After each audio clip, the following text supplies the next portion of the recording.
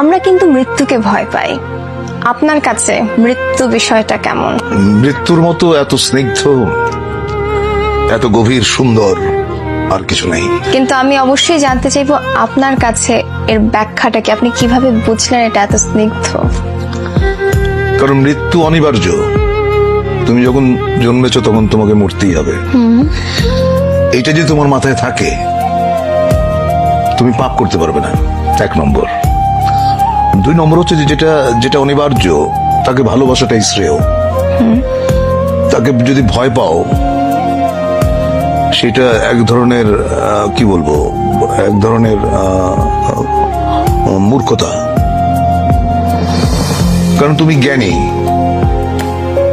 তুমি শিক্ষিত, তুমি মৃত্যুকে কেন ভয় পাবে? মৃত্যুকে আলিঙ্গন করো, গ্রহণ করো।